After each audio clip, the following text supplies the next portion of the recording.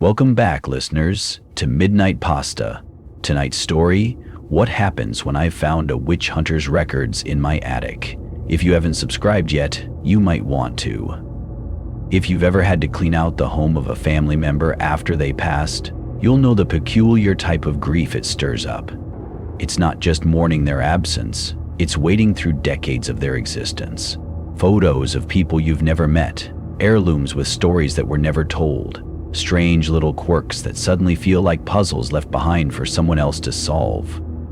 When my Uncle Thomas died, he left behind a lot more than anyone expected. He lived alone his whole life in a sagging colonial house on the outskirts of Essex, Massachusetts. One of those properties that look like they've leaned into the trees over the centuries, like the land is slowly swallowing it. The town's changed, of course.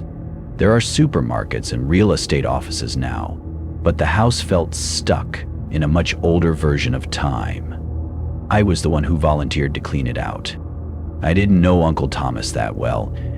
He wasn't estranged exactly, just distant. He kept to himself. Never married, never traveled, rarely even visited for holidays. But he sent letters. He'd write these long, rambling notes about history, family trees, and old folk beliefs. Sometimes he'd include clippings from old books, usually about witch trials or early Puritan settlements. Most of us skimmed past it. Now I wonder how much he really knew. The house was packed. Papers, books, boxes, drawers full of keys without locks and locks without keys. But what stuck with me most was how cold it felt, not temperature-wise, atmospherically, like the air inside wasn't meant to be breathed by someone still living. The attic was the last place I went. It took me a few days to work up to it. The trapdoor stairs were narrow and uneven. It smelled like dry wood and something fainter underneath, like soil or mold, the kind of scent that makes you think of something buried. There was almost nothing up there. Just rafters, some cobwebs, and one old trunk pushed against the wall under the angled roof. I pulled it out into the light. It wasn't locked, but the clasp was rusted. I had to pry it open with a flathead screwdriver, the metal groaning like it hadn't been touched in 100 years. Inside was a stack of notebooks, 15 in all, wrapped in old canvas and tied with string. They weren't Uncle Thomas's. I could tell instantly. The first one was dated 1683. The handwriting was elaborate, spidery. Each page started with a date, followed by passages written in a calm but unnerving tone. They weren't diaries exactly, not personal confessions or updates on daily life. They were more like field notes, observations, accounts of trials, executions. The first page read, May 3rd, 1683, Salem Village, Essex County. The girl was discovered speaking to something in the orchard again. She calls it the Bent Man, claims he lives in the roots. Her breath froze when she spoke. I believe the devil rides her thoughts like a plow horse. My blood went cold reading it. Each entry was similar. It chronicled afflictions, visitations, and trials of spirit. But the longer I read, the stranger the tone became. It wasn't self-righteous like you'd expect from some fire and brimstone preacher. It was clinical, professional. The writer signed every entry with a flourish of ink. Ephraim Bellamy, keeper of the Thorn Watch. I had never heard of him. And I studied history. Even stranger, Uncle Thomas had bookmarked several pages with slips of newer paper. On each, he'd written a date and a location in neat block letters. They weren't 15th century writing, they were modern. The first one said, Danvers, MA, September 13, 2006. Next to that entry in the journal, Bellamy had written, The boy clawed at his own throat before we arrived. Said, she's inside the wind. He will not survive the night. The mark was behind his ear, spiral-shaped like a curling thorn, burned black into the skin. A third such case this fortnight. I flipped back to Uncle Thomas's notes. He'd scribbled a question beside that date. Is it the same pattern? Spiral on right side. Check autopsy photos. Something about its calmness disturbed me more than anything, like he believed what this 15th century witch hunter was writing, and he had found proof it was still happening. I stayed up half the night reading through the first 3 journals. Each one described things no history book would ever include: children floating above their beds, flocks of crows speaking in broken Latin, wells that bled, people burning from the inside out. Bellamy didn't question these things. He cataloged them, like someone taking inventory, like someone trained. The more I read, the more I understood why my uncle kept these hidden away. They weren't just historical artifacts. They were evidence, not of the past, but of something that never stopped. By the 4th journal, I found something worse. A name I recognized. September 18th, 1684, Ipswich. The midwife Jane Coulter succumbed to her affliction at dusk. Her son Thomas wailed like a banshee when she passed. The mark was found on him the next morning. He will be watched. If it grows, the line must be ended. Thomas. My uncle's full name was Thomas Coulter, and he was born in Ipswich. That was when I started to feel watched, like the attic wasn't empty after all, like something had woken up when I opened that trunk. I closed the journal, tied the string back around the stack. I meant to take them downstairs, but for some reason, I couldn't move them. My arms felt too heavy. So I left them there. But that night, I dreamed in ink.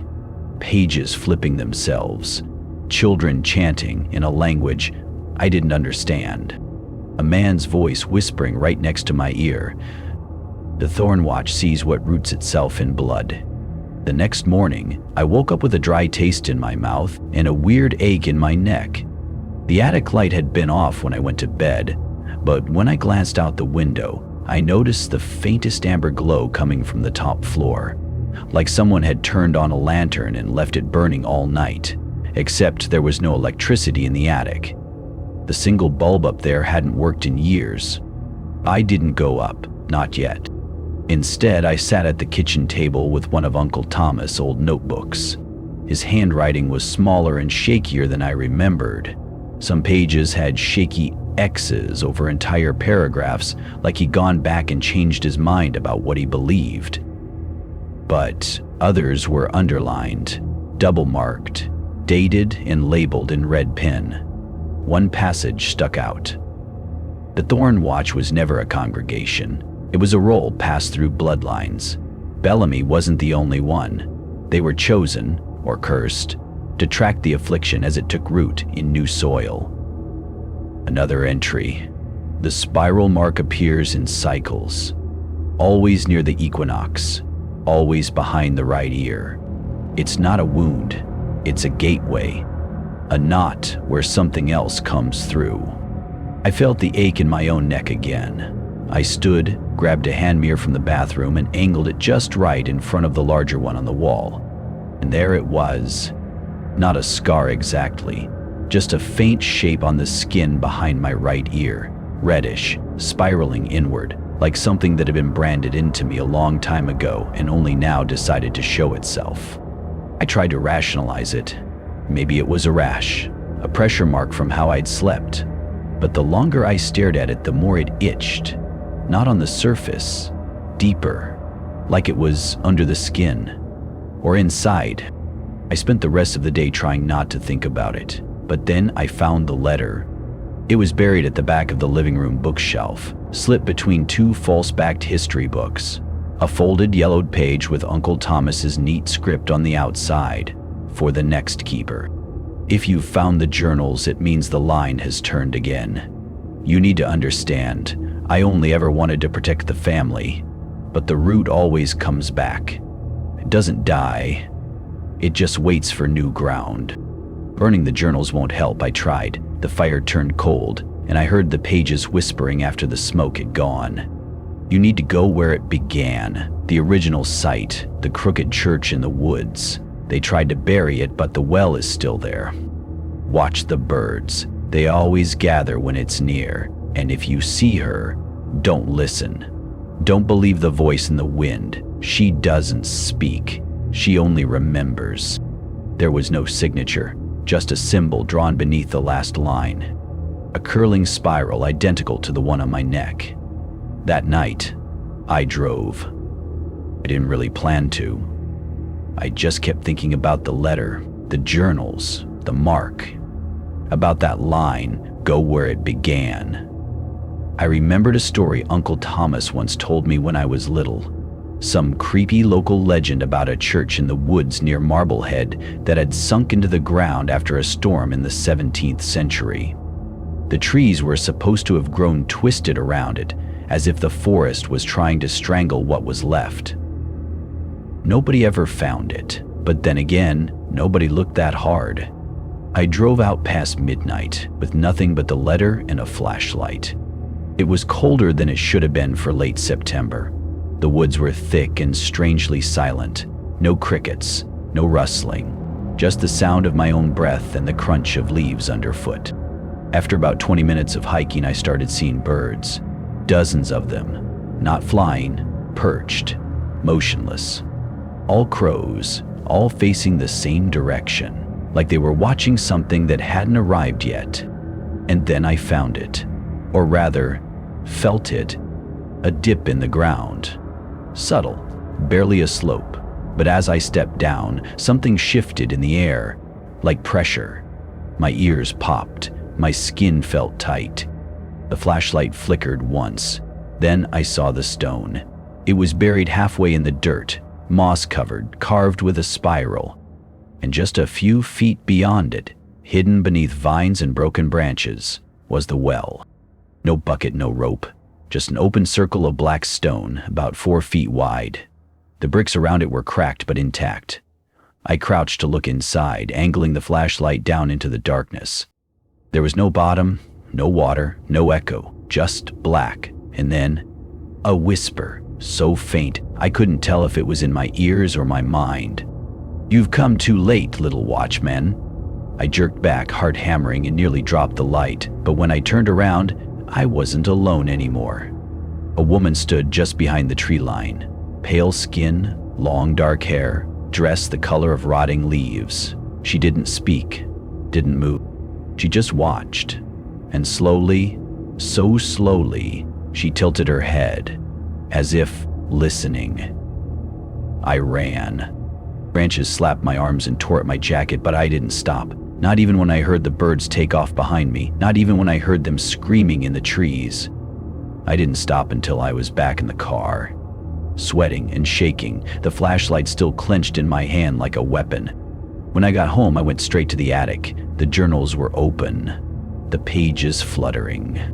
And on the last one, written in ink that hadn't been there before, was a new entry.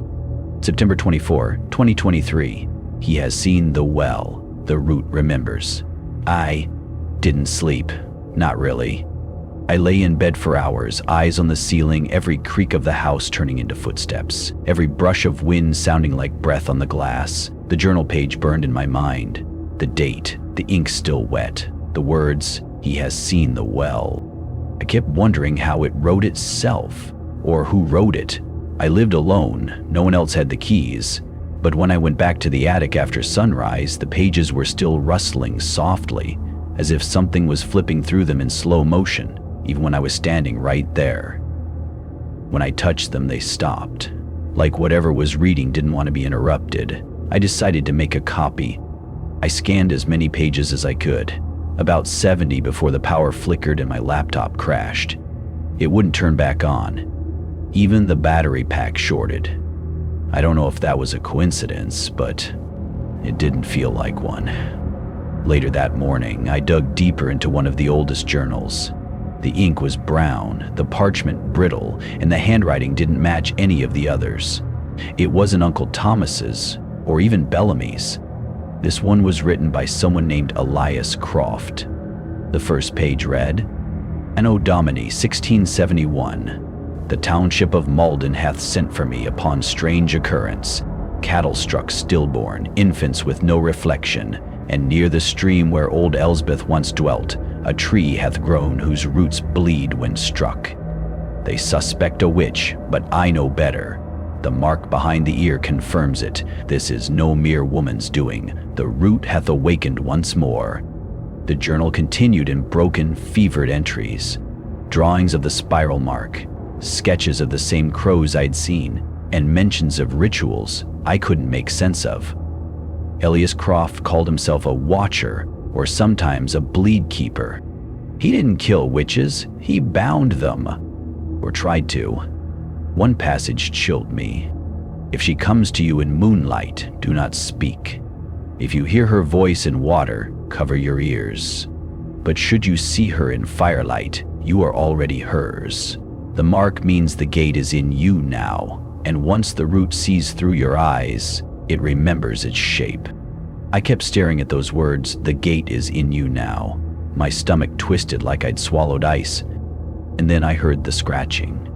It came from under the floorboards in the living room. At first I thought it was a mouse or squirrel, but the sound was methodical. Too slow, scratch, pause, scratch, almost like someone writing with a nail. I pulled back the rug. The floorboard in the center had a long crack down it. I wedged a screwdriver into the gap and pried it loose. Beneath the board was dirt. Fresh, dark soil. And it was warm. There was something buried there. A box. I pulled it out. It was small, wooden, bound in rusted iron, and sealed with red wax that had cracked and hardened with age. I could tell someone had tried to burn it once. One corner was charred black. I didn't open it right away. I took it to the sink, wiped it clean, and noticed there were words carved faintly into the bottom. Latin, maybe. I couldn't read it all, but one word stood out. Radix. I looked it up. Root. I stared at the wax seal. There were symbols pressed into it, curved lines, crescents, a tiny spiral in the center, just like the one behind my ear. I hesitated. My hands shook as I broke the seal and opened the lid. Inside was hair, thick strands, black as soot, bound with a red thread. Beneath that, a shard of bone, maybe from a finger, and a slip of cloth with something stitched into it. I unfolded it carefully. The thread formed a shape, a door. Not a normal door. This one was arched, crooked, etched with thorns. I didn't sleep again that night. At 3:12 a.m. I heard footsteps in the hallway, slow, barefoot. I got up and opened the door with my phone flashlight raised, expecting to see nothing. But there were wet prints on the wood floor, leading from the attic stairs toward my bedroom. I followed them, step by step, up to the attic. The door was wide open. The air inside was freezing. The journals had all been opened to the same page, Bellamy's entry from 1671. And now there was a new message beneath his signature, a scrawled, jagged line written in a different hand. The root is not in the soil, it's in the blood. As I stared at those words, the hair on my arms stood up. Something was behind me. Not moving, not breathing, just there. I didn't turn around, I couldn't. Then I felt it. Fingertips brushing the back of my neck, exactly where the spiral mark lay. And a voice soft as dead leaves rustling, I remember you. I ran. I wish I could say I stood my ground or turned around to face whatever had spoken, but no, I bolted. I stumbled down the attic stairs, clipped my shoulder on the railing, and nearly slipped on the floorboards, slick with my own sweat. I didn't stop until I was outside, barefoot on the freezing grass. The night sky above me cracked open with stars that felt just a little too bright, a little too close. It wasn't until I'd calmed down that I realized the door behind me hadn't slammed shut. It had eased shut. Slowly, like someone or something had gently pushed it closed to keep the warmth in. I didn't go back in until sunrise. When I did, everything was exactly as I'd left it. Journals neatly stacked, floor dry, not a single wet footprint in sight. I almost convinced myself I'd hallucinated the whole thing. Until I found the nail. It was lying on my pillow. Old, hand-forged iron, maybe 4 inches long. Its tip was stained black, like it had been pulled from something rotten. There was a word carved into it in tiny letters. Radix. I didn't touch it. I slid it into a Ziploc bag and put it in the freezer like it was evidence from a crime scene. Because that's what it felt like now, a crime. Something old and sacred and wrong had been disturbed, and I was the idiot who pulled the thread. I went back to Elias Croft's journal later that day, flipping through the pages, looking for anything that mentioned nails, or blood, or that cursed name again, Radix. I found it buried halfway through. To bind the root, iron must pierce living flesh, but not hers, yours. The seal must hold on both sides or the memory leaks. She remembers. She finds her way back, and the house becomes her heart once more. More drawings followed, of tree roots growing from beneath a home's floorboards, snaking up through walls, twisting around bedposts, mirrors, stairwells. Some of them looked exactly like my place, right down to the fireplace and the iron vent near the attic. That night, I didn't sleep at all. I sat in the living room with the baseball bat across my lap and all the lights on, the box from the floorboards beside me like a cursed pet. I kept glancing at the shard of bone inside it, wondering whose it had been, wondering if it had belonged to her. And then I heard it, a voice, muffled, distant, like someone speaking from the other side of a wall, or deeper. It was coming from the vent. I crawled over to it, pulled the cover off, and leaned down. At first, nothing. Then, open the gate. Lead the key. I will find my skin again. I fell backwards so hard I cracked my head on the hearth, my vision blurred. But even as I scrambled away, I could still hear her, not speaking now, laughing. Quiet, wet laughter that didn't echo the way it should have, like it was coming from inside the walls. That's when I realized something. I hadn't told anyone about the journals. Not my brother, not my coworkers, no one online. But that voice, that thing, she already knew me. She was saying things that only I had read, referencing entries I hadn't said aloud. Somehow she was reading through my eyes, or maybe through the pages themselves. So I did something reckless. I lit one of the journals on fire. I chose the one with the drawing of the crooked door. I thought maybe, just maybe, destroying it would close something. The moment the flames hit the paper, the wind knocked out the windows, literally shattered them. Glass flew everywhere and the fire went out instantly. Not burned down, just snuffed, like someone pressed a thumb against a candle. When I looked again, the journal was completely intact, not even singed, but the floor beneath it had cracked. A thin line, running in a slow spiral from the spot where the journal sat, all the way to where I found the box. And something moved beneath it, just a ripple in the dust, a small rise in the floor. But I saw it, and when I pressed my ear to the wood, I heard her breathing. I didn't open the floor that night. I wanted to, I needed to, but the same fear that kept me up for hours, sitting with my back against the wall and a butcher knife in my lap, also whispered, "She wants you to." And I didn't know who she really was, or if I'd already invited her in. Instead, I did something dumber. I went looking for help.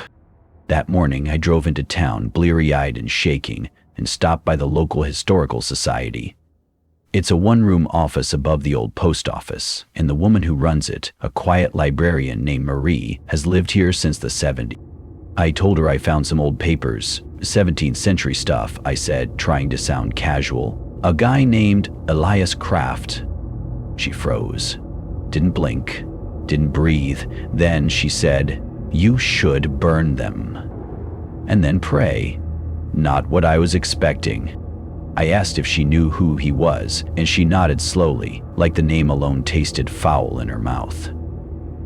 Witch hunter, fanatic. He came from Salem after the trials fell apart, traveled west with a small congregation, settled outside this valley, built a house, your house, I'd wager. She leaned in close, whispering now. They say he wasn't just hunting witches. He was binding them, He believed some couldn't die, not fully. So he found ways to lock them in, objects, places, bloodlines. I didn't tell her about the box, or the voice, or the bone. She already seemed like she knew too much.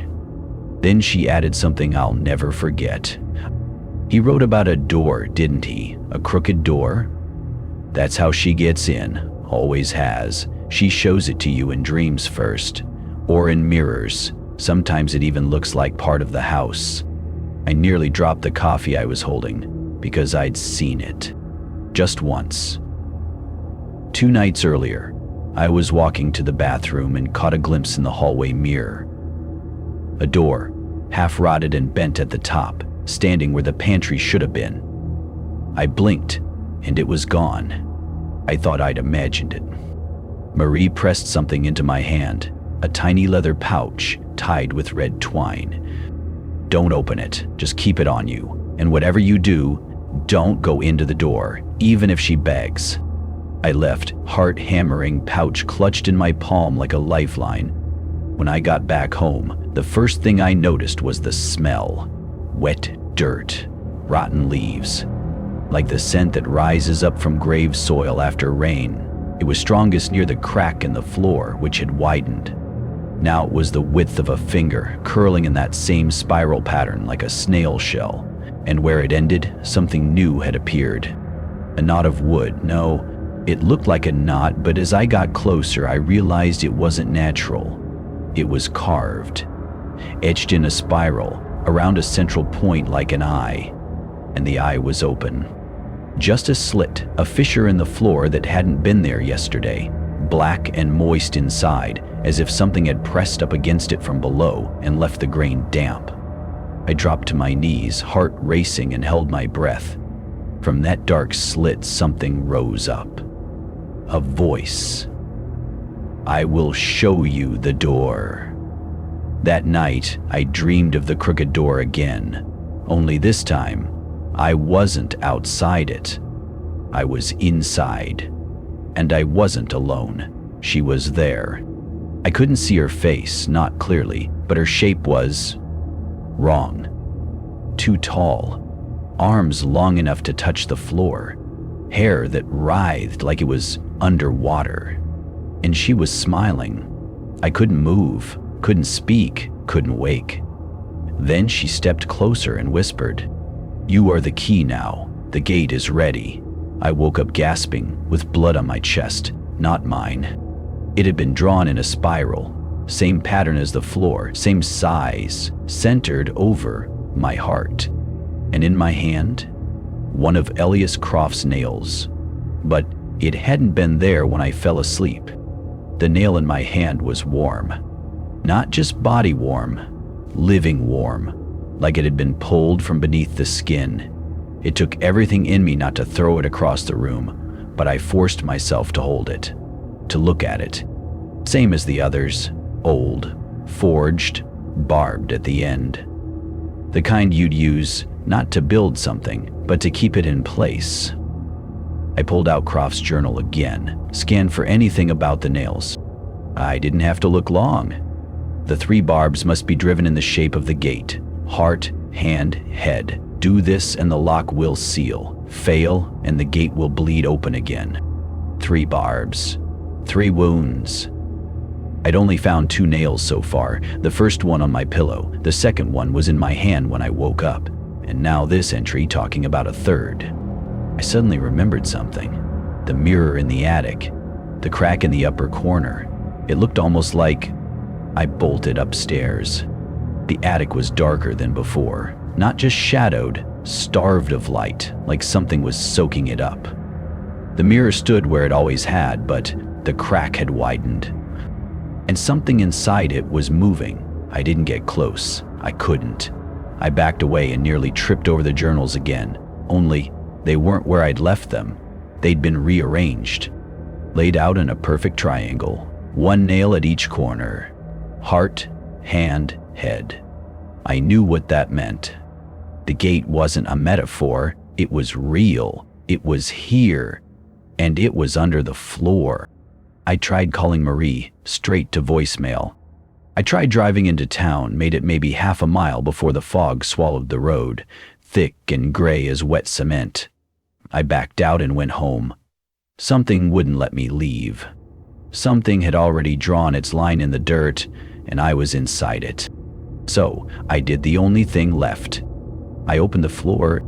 I took a crowbar and pried up the boards, starting at the center of the spiral. The house groaned like it felt it, and a bitter, earthy stench filled the room, like mildew and copper and something sweet.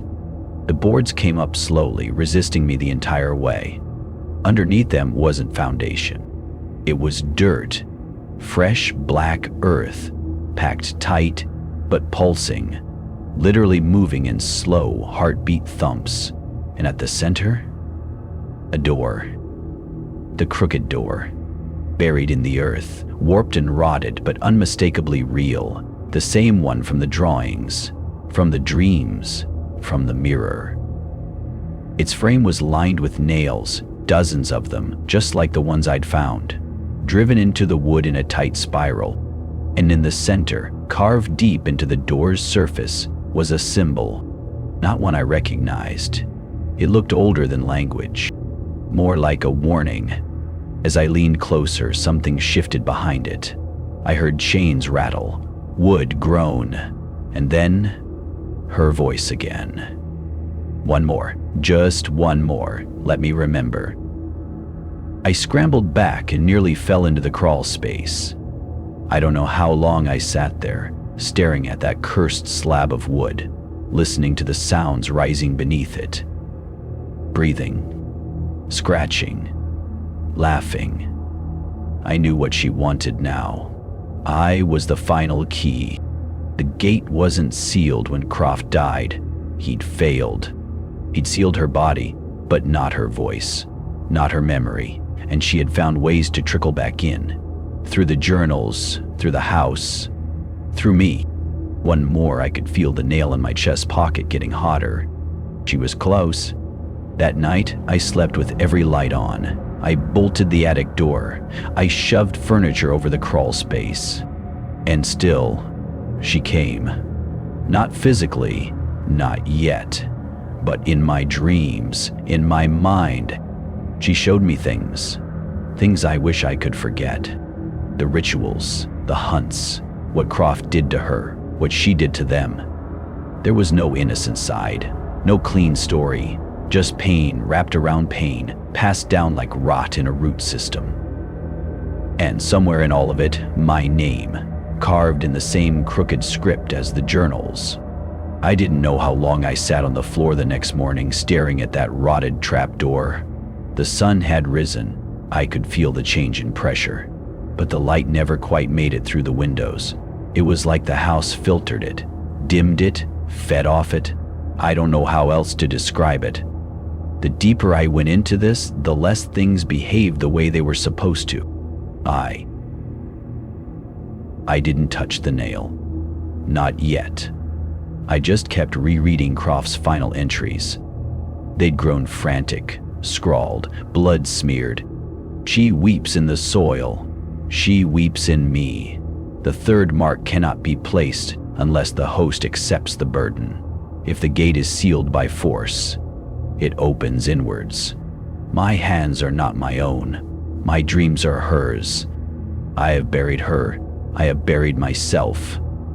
I flipped through the final few pages again and again, but the last one always stopped me. It was stuck to the back cover, crusted with something dark. And on that last page, barely visible through the red-brown stains, was a crude sketch. Not a monster, of a man, Croft, holding a blade, kneeling beside the crooked door, and behind him, something rising, something smiling. That's when I noticed something. In the corner of the page, not part of the drawing but embedded into it, was a tiny hole. A puncture, as if something had driven through the paper. A final nail. I didn't want to go back to the attic mirror. But I did, because I had to. It was waiting for me, not the woman, not the voice. The reflection, it was me, but wrong. It moved slightly slower, like it lagged behind my thoughts. and the longer I stared at it, the more I noticed the details were off. My eyes weren't that color. My smile didn't curve like that. My hairline didn't crawl down the sides of my face. The thing in the mirror blinked. I didn't. And then it reached forward. The mirror didn't shatter, but it cracked again, deep and violent. A new split right across the center, forming an X. I stepped back, nearly tripping down the attic stairs. When I caught myself, I heard the sound again, from below. The laugh. Only this time, it didn't come from under the floor. It came from the walls. I ran outside, needed air, needed space, anything. But the yard had changed. The fog was back, thicker than ever, but this time it had shape, depth. It rolled like ocean tides over the grass, curling around the house like fingers. There were footprints in the dirt near the garden. Small, bare, pointed outward. Someone had come out of the house. I followed them even though I knew I shouldn't, even though every part of me screamed, "Turn back." I followed them into the woods at the edge of the property, through the thinning trees and dying underbrush, until I found a clearing. I didn't remember being there. In the center, a stake, old blackened wood, charred at the base, wrapped in iron chain and bound with hair, long, matted, and gray. I didn't touch it. I just stood there, listening. It was quiet, still, until it wasn't. A breeze kicked up from nowhere. Dead leaves rose around me, spiraling, and then I heard it again, closer this time. "It's not your blood that opens the gate. It's your memory." I turned, but I was already alone again. Or I thought I was. Because just past the trees, I saw something pale watching me. A face, half buried, covered in moss. A stone carving? No. Too detailed. The eyes were open, too wide, and they didn't blink. I didn't wait to see what it would do. I ran. That night, I didn't sleep. I sat by the fireplace, every light in the house on, the journals stacked beside me like old friends I no longer trusted. And then, just before dawn, I heard the door creak open. Not the front one, not the attic, the trap door. I stood slowly, took the nail from my chest pocket. It was burning hot now, almost buzzing, like it wanted to be used, and the voice, soft as breath, whispered, "Mark the gate. Let me in." I don't know why I did it. Maybe it was the exhaustion. Maybe it was the way the house seemed to breathe when the trap door opened, exhaling cold, rotten air that smelled like the earth had been turned over by hand. Maybe it was something that had been growing in me ever since I first read Croft's journals. Whatever the reason, I went down there. Barefoot, bare-chested, the old nail clenched in my hand so tightly it pressed a deep red line across my palm. The basement wasn't a basement anymore. It was a tunnel, a narrow, uneven passage that wound down and down beneath the house, its walls wet and pulsing like a living throat. Roots hung down like withered fingers. The ground was slick and black. I followed it, past where the walls stopped being stone and started being something else. Older, fleshier. At the end of the tunnel was a door, or what looked like a door. It wasn't wood, it was grown.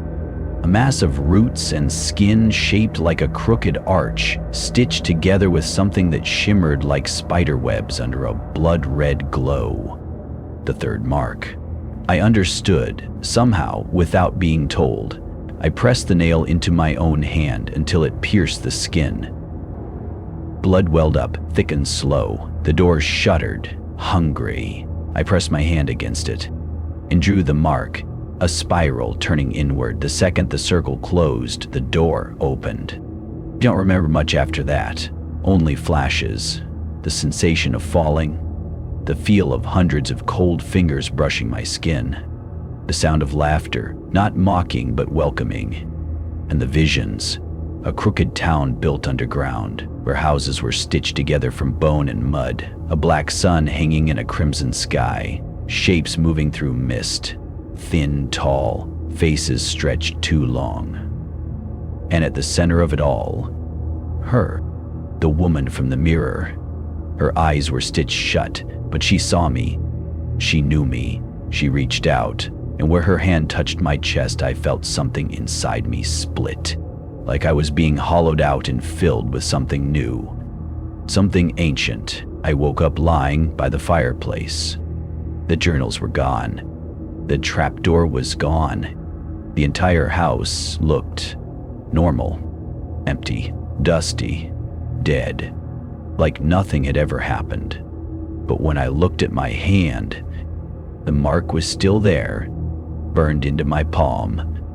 And when I'd glanced at the old mirror, still cracked in the attic, my reflection smiled at me before I did. I left the house that afternoon, boarded it up, sold it to a developer without a second thought. I told myself it was over, that whatever Croft had buried, I hadn't finished it. I had escaped it. But lately, in the corners of my vision, in reflections that lag just a little too long behind, I see her, smiling, waiting. And sometimes when the world is quiet, I hear a whisper in my own voice. Mark the gate, let me in. You already have. If you liked this story, hit that like button and subscribe to Midnight Pasta for more real horror.